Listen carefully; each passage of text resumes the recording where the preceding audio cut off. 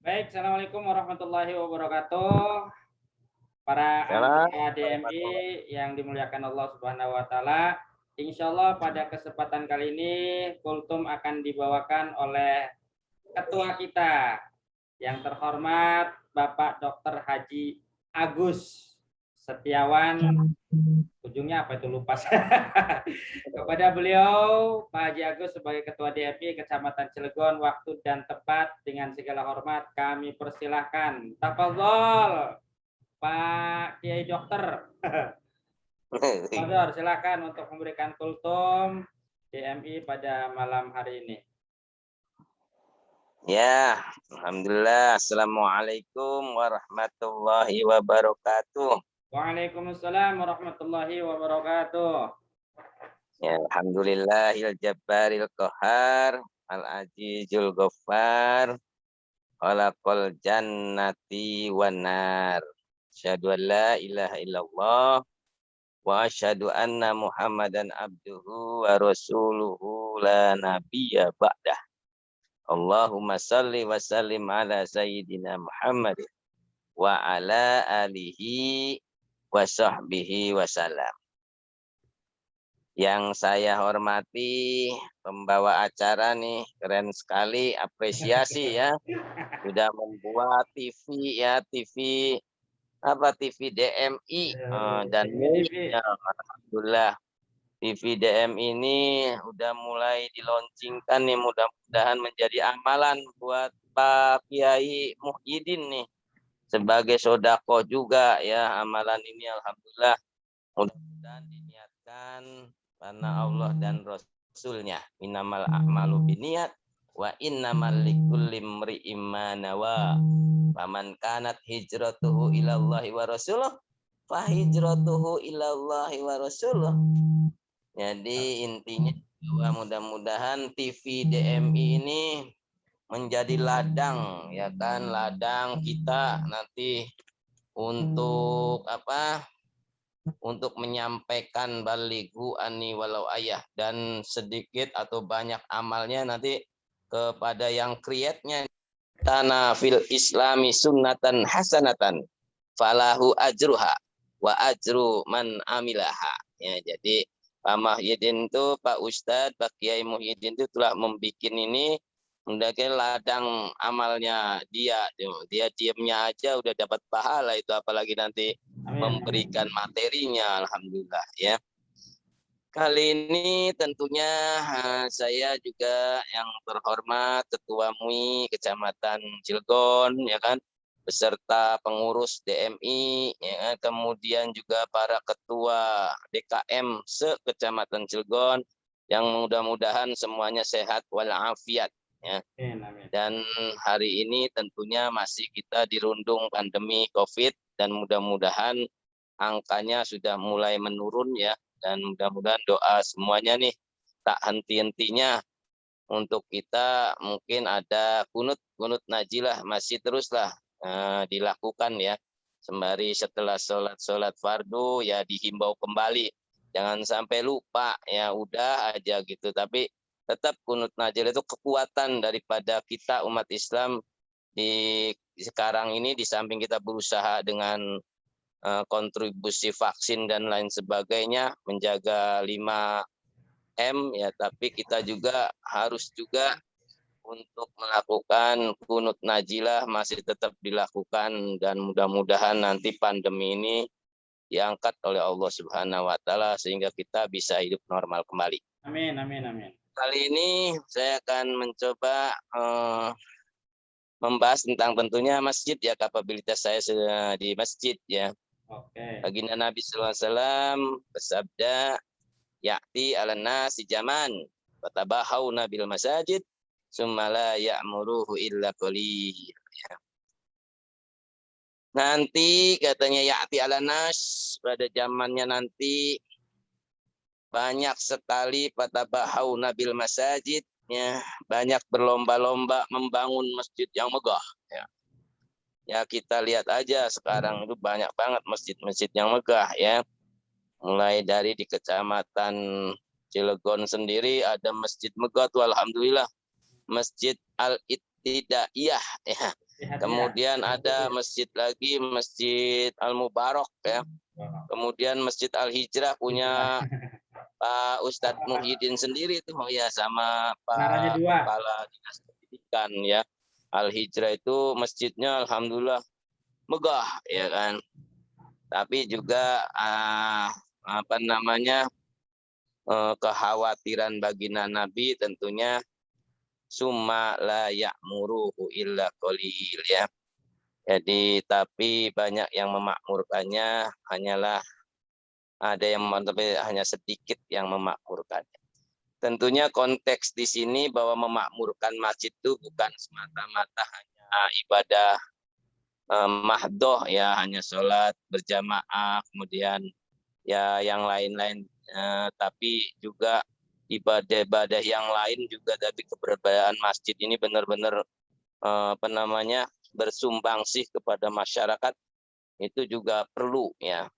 Dan kita di Dewan Masjid Indonesia ini tentunya ya punya PR besar ya, bahwa tidak saja kita itu yang memang sholat ya memang penting, paling penting, karena awalam ma yuhasabu bihi abdu yaumal qiyamati min amali as-shalah ya.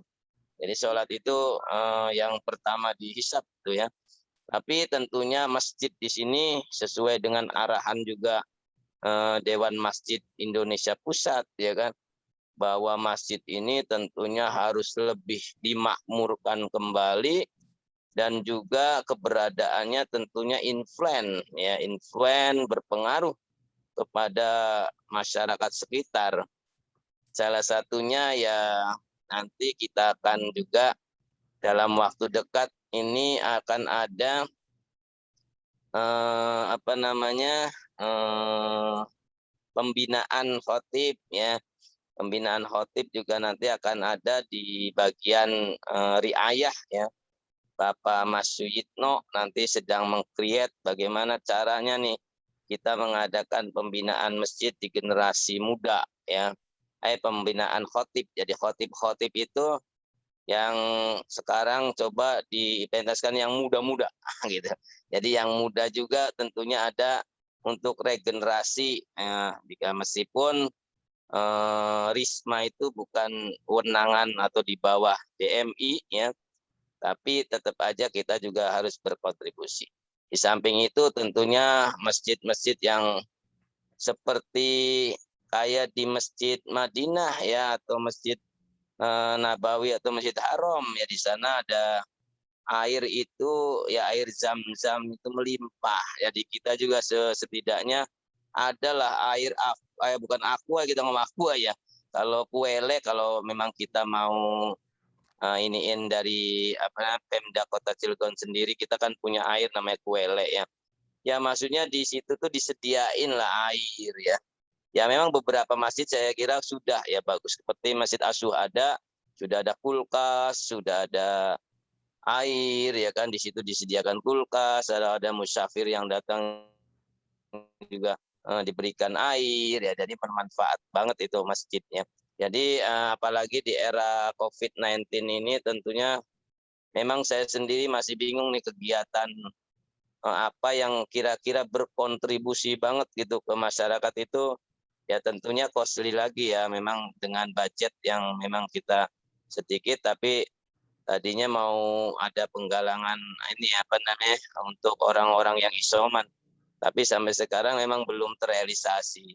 Ya intinya bahwa masjid, ya kali lagi, bahwa masjid yang utama memang untuk peribadatan kepada Allah, ya kan, sholat 5 waktu dan lain sebagainya, tapi juga masjid juga harus juga berkontribusi secara sosial ya, secara sosial ke masyarakat, sehingga keberadaan masjid itu juga berinfluen dan akan juga impact-nya ke masyarakat yang lebih luas lagi. Saya kira itu Pak Ustadz Muhyiddin, lebih kurangnya tentunya mohon dimaaf, barangkali nanti ada forum tanya jawab atau gimana, ini enggak ya, nanti di share di grup ya, nanti tentunya ada. Mudah-mudahan dari sekian beberapa kali kultum memang tidak interaktif memang Pak Muhyiddin, Pak Ustadz. kalau memang bisa interaktif itu lebih bagus lagi nih Pak Kiai, Pak Ustadz ya. Jadi selama ini saya launching udah kultum via voice note, tapi memang setelah kultum ya udah aja gitu, maksudnya tidak ada yang maksudnya menanyakan kembali atau program yang lainnya seperti itu. Saya kalau ini bagus nih Pak Ustadz bisa berinteraksi itu lebih baik lagi tuh Pak Ustadz ya. Tapi ini usulan saya aja Pak Ustadz, ini juga udah luar biasa nih, saya apresiasi sekali lagi Pak Ustadz ya, sudah bisa bikin seperti ini. Saya sendiri juga nggak bisa nih bikin seperti ini ya. Itu aja saya kira. Nasrul minallah wa fathun qarib wa basyiril mukminin. Assalamualaikum warahmatullahi wabarakatuh. Waalaikumsalam warahmatullahi wabarakatuh. Ya, terima kasih banyak kepada Pak Ketua, Pak Dokter dalam menyampaikan kultumnya. Tadi menyampaikan tentang masalah kemakmuran masjid, khususnya di Kecamatan Cilegon. Tadi menyampaikan bahwasanya ya'ti nasi zamanun, akan datang satu masa masjid itu bermegah-megah, semua membangun masjid, tapi ya khuruna, kosong daripada kemakmuran masjid itu sendiri. Ya. Nah, yang ingin saya tanyakan nih Pak Dokter, boleh interaktif tanya jawab ya sedikit ya. Ya, boleh. Pak Dokter sebagai ketua mengawal kultum via Zoom ini, kira-kira apa peran DMI ya, dalam mengatasi kekosongan masjid di akhir zaman ini? Masjid yang megah akan tetapi kosong dari kemakmurannya, artinya tidak dimaksimalkan. Bahkan di antara sebagian masjid saja yang tadi disampaikan itu kontribusi sosialnya sangat sedikit sekali, karena mungkin anggaran dan lain-lain gitu kan. Ya termasuk Masjid Al-Hijrah, alhamdulillah sudah ada ya air dingin dengan air panas kalau buat untuk ngopi. Tapi itu pun ya masih minim air gitu. Di sebagian masjid mungkin sakinah dan asyhada sudah ada. Nah, yang ingin saya tanyakan Pak Dokter, artinya upaya Ketua DMI Kecamatan Cilegon ini apa dalam rangka memakmurkan masjid khususnya di daerah Kecamatan Kota Cilegon, di daerah Kecamatan Cilegon. Tafadhol.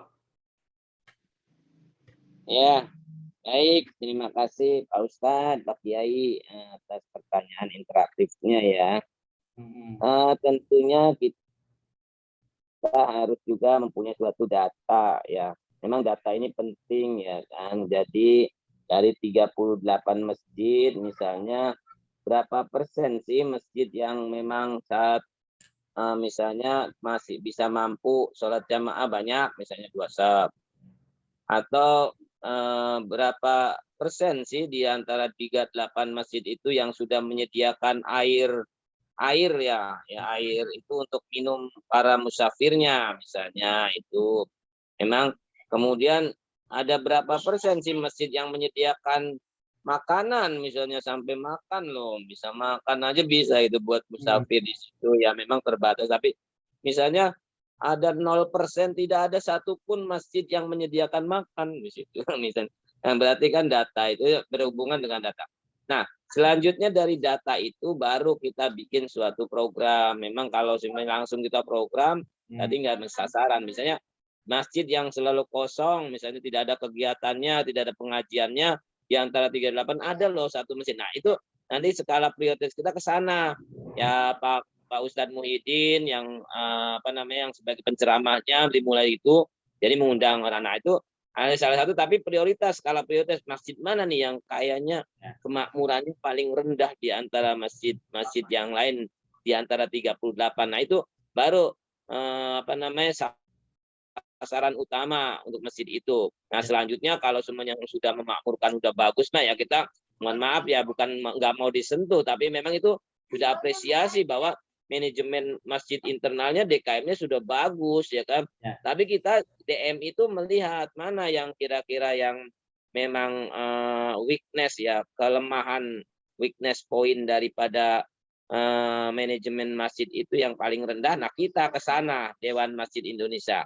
Nah, kalau data-data itu nanti mudah-mudahan ini didengar juga sama sekretaris dan yang lainnya pengurus ya, bahwa coba kita identifikasi data itu dan mulai lagi bergerak ya, mudah-mudahan corona ini segera berakhir sehingga langkah kita lebih panjang daripada sekarang ya kan gitu. Jadi nggak apa-apa ancang-ancang dulu nih sekarang Pak Kiai, Pak Ustadz ya, kita ancang-ancang untuk memplanningkan apa rencana kita, tapi bagus ini mudah-mudahan ini menjadi influen ya bahwa masjid yang akan kita bina itu, masjid yang akan kita lihat datanya itu adalah masjid yang terutama diprioritaskan yang lemah dulu. Nanti programnya misalnya kita membantu adanya aqua 1 galon, yang nggak apa-apa, masa kita nggak kuatnya membantu 1 galon aqua di situ dengan dispensernya. Nah itu aja Pak materialnya. Ustadz. Kalau diantaranya juga kita kan program BMI akan mengadakan ada majelis zikir ya. Insya Allah mungkin kalau pandemi segera berakhir, di antara salah satu sumbangsi memakmurkan masjid di daerah Kecamatan Kota Cilegon, kita akan bikin nanti istighosah atau zikir keliling mungkin ya. Kita sudah mungkin apa namanya ya divisinya kita bentuk untuk Pak Ketua. Mudah-mudahan nanti tinggal asisi Pak Ketua saja. Ya, kira-kira mau dimulainya masjid mana nih untuk pertama kali launching zikir dari DMI ini. Nanti itu tanggapan dari Pak Ketua. Kalau memang memungkinkan ya di bulan Muharram ini atau barangkali ya setelah PPKM diperpanjang kan nih Pak Dokter nih PPKM? Enggak kan? Ya. Nanti saya mohon tanggapannya itu ya dalam rangka memakmurkan masjid. Jadi DMI kan sudah ada apa divisi majelis zikir DMI. Kira-kira bagian dari memakmurkan masjid kira-kira kapan mau dilaksanakan gitu. Tafadhol. Ya. Ya baik, ini kan juga usulan dari Pak Kiai sendiri ya. Jadi usulan itu sudah dirapatkan ya dan disetujui oleh beberapa pengurus juga. Cuman waktu itu terbentur karena corona ini ya. Itu nanti untuk pelaksanaannya saya kira nanti yang yang mengelitnya ya, yang memimpinnya tetap Ustadz seperti waktu kita di masjid apa tuh di sana tuh ya, penari atau apa tuh. Iya, di sana nanti Ustadz sama Pak Ustadz Hasan ya berdua itu saya kira udah bagus itu ya, sampai saya juga meneteskan air mata itu ya. Yakin muhasabah diri itu penting ya. Nah, untuk pelaksanaan di mananya nanti yang itu yang saya maksudkan, nanti bekerja sama berkoordinasi dengan sekretaris ya dan juga humas bahwa nanti ada data. Nah, biar kita nggak salah sasaran bahwa target utama adalah masjid-masjid yang tingkat kemakmurannya sangat rendah, yaitu nanti kalau dari situ udah kita bisa meningkatkan yang sangat rendah ke yang minimal yang rendah jadinya yang sedang jadinya yang bagus, itu kan luar biasa. Tapi kalau kitanya kembali lagi ke misalnya Al-Hijrah yang sudah ada di situ Pak Ustadz sendiri ya kan, yang ngapain juga di situ mah udah banyak yang orang pinter-pinter lah ya kan. Kalau maksud saya itu nanti masjid-masjid yang mungkin di daerah Bagendung sana ya ujung itu kayaknya yang Bagendung bukan Al Husna ya, kalau Ustadz juga udah Ustadz ya. Tapi yang paling ujung ada tuh masjid apa namanya itu apa tuh lupa saya namanya. Tapi intinya ada yang paling ujung.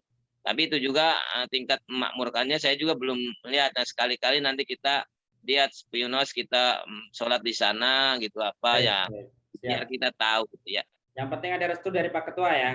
Dan ya, insya Allah saya kalau enggak nih Pak Haji, Pak Dokter, sebelum dilaksanakan kita bikin ini dulu lah apa studi banding atau barangkali melihat nanti saya rencana minggu besok pagi itu ada acara juga istighosah zikir ya, dan insya Allah yang memimpin saya kalau boleh saya juga akan bawa jamaah dari Al-Hijrah ya di Muharram di perumahan apa di perumahan yang di Serdang ke sana itu.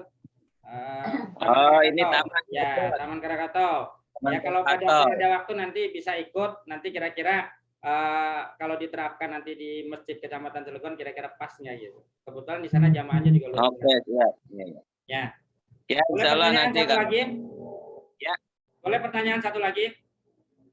Ya. Tadi Pak Dokter menyampaikan ya tentang menyinggung masalah sholat. Karena awal yuhasabil abdu yaumal qiyamah sholat. Pertama kali yang dihisab nanti di hari kiamat itu adalah sholat. Nah sekarang pada saat sekarang ini PPKM kan sudah selesai di Kota Cilegon ya. Masih alhamdulillah mudah-mudahan ya sudah zona hijau atau menuju zona hijau ini. Nah, sekarang kan istilahnya mudah-mudahan PPKM ini sebelumnya memang pada ketakutan ke masjid itu. Karena corona meningkat, kemudian dia khawatir ya kalau ke masjid takut terkena penyakit lah, corona dan lain-lain. Nah, kira-kira dari DMI sendiri upaya dalam mencegah, pertama memakmurkan masjid, kemudian harus sholat berjamaah di masjid, dalam satu sisi kita juga harus menjaga prokes, protokol kesehatan yang diajarkan oleh pemerintah. Nah, coba dari DMI sendiri ya tentang masalah sholat memakmurkan masjid ini apa sekarang sudah biasa lagi atau tetap memakmurkan seperti biasa dengan prokes atau seperti apa? Tafadhol. Ya, terima kasih Pak Ustadz ya, Pak Haji Muhyiddin ya. Ya, jadi untuk sekarang ini memang wali kota kita ya, wali kota kita yang baru Pak Heldi ya, Heldi Agustian ya. Beliau belum mencabut tuh ya perwal tentang nomor 15 kalau nggak salah ya. Nah, itu tentang corona itu ya, peribadatan ya. Dan memang kalau kita lihat perwal tersebut memang kalau bahasa kerasnya memang nggak boleh ya, tapi setelah beliau mengundang Majelis Ulama Indonesia Cilegon, kebetulan waktu itu saya yang hadir karena Kiai Inas berhalangan hadir ya, dan di situ akhirnya kita menyatakan bahwa yang namanya masjid itu mah jangan dibedakanlah dengan pasar dan lain sebagainya.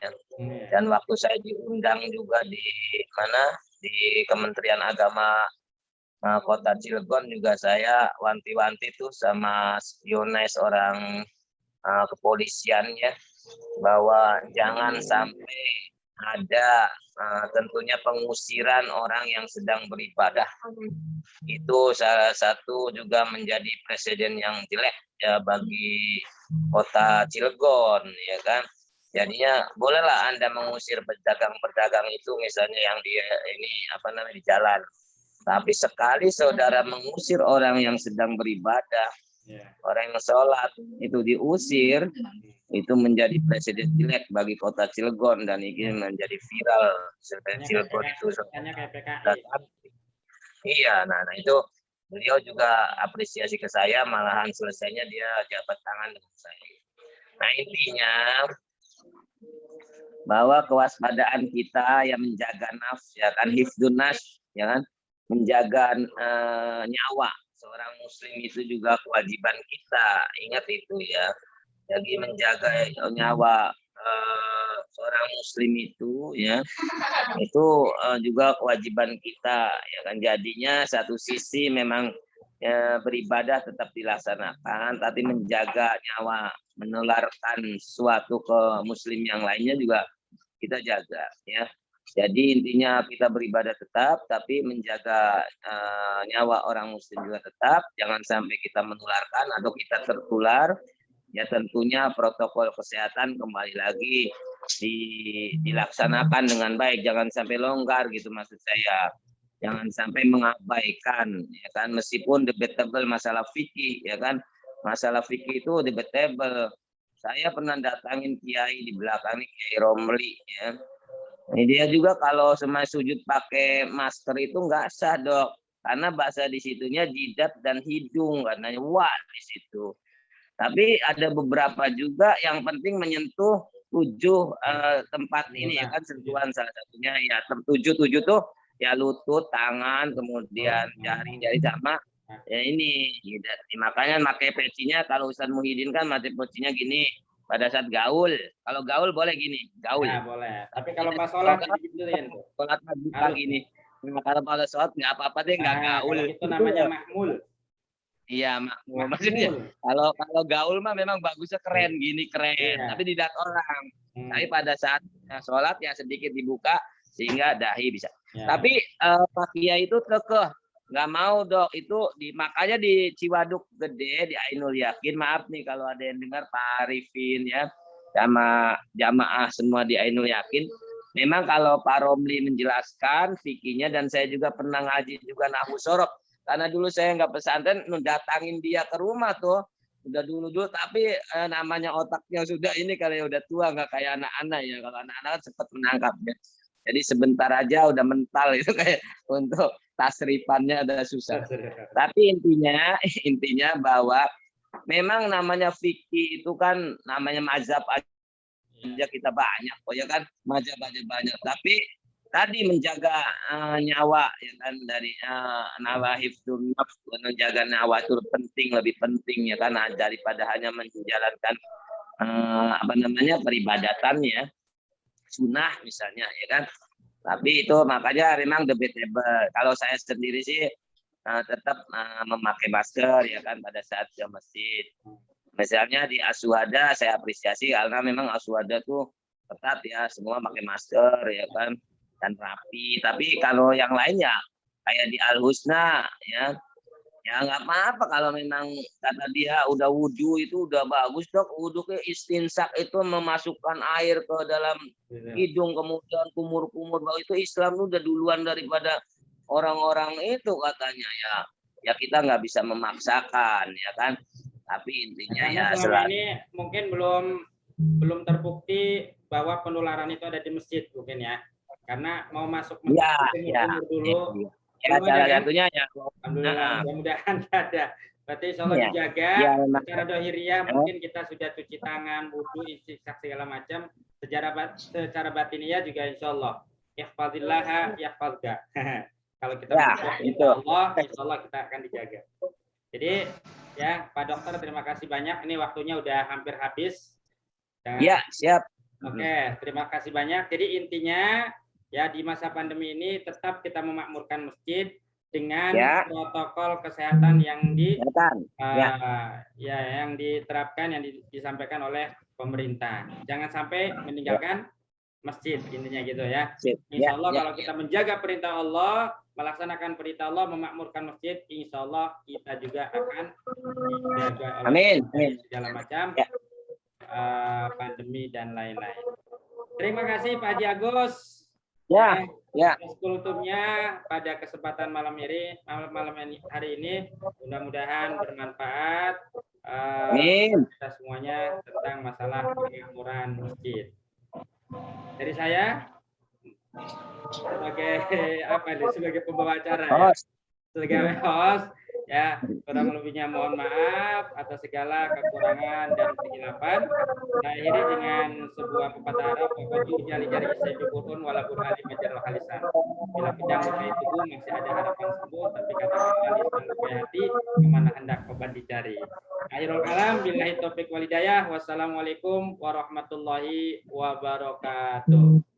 Waalaikumsalam warahmatullahi wabarakatuh. Makasih Ustaz.